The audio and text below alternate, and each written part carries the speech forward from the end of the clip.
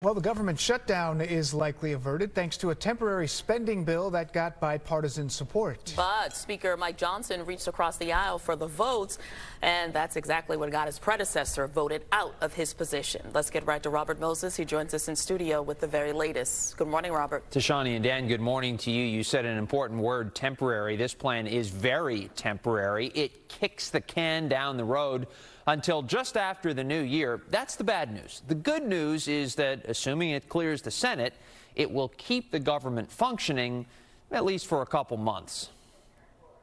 On this vote, the yeas are 336, the nays are 95. Two-thirds being in the affirmative, the rules are suspended. The bill is passed. Shutdown seemingly averted. With the government only funded through Friday night, the House overwhelmingly approved Speaker Mike Johnson's so-called laddered approach to keeping the lights on. It funds some programs through January 19th and others through February 2nd. It does not include aid for Ukraine or Israel.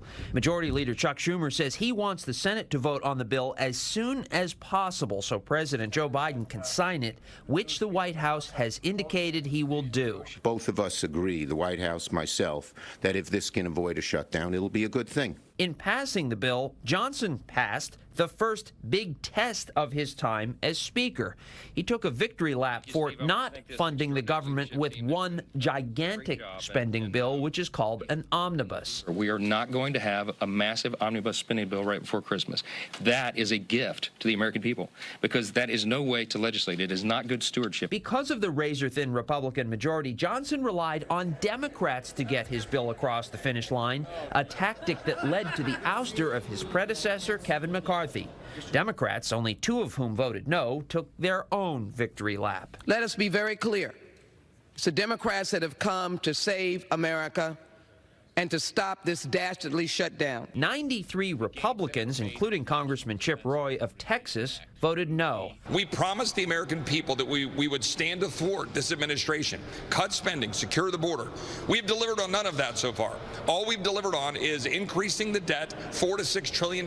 The Speaker acknowledged that House math forced his hand. I want to cut spending right now, but when you have a 3-vote majority, as we do right now, we don't have the votes to be able to advance that right now. So what we need to do is avoid the government shutdown.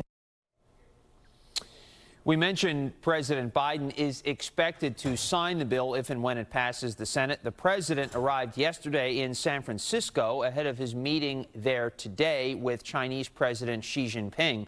The White House has tried to tamp down any expectations of a breakthrough between these two rival nations. President Biden is set to hold a news conference later on tonight. Tashani, back to you. Robert, thank you.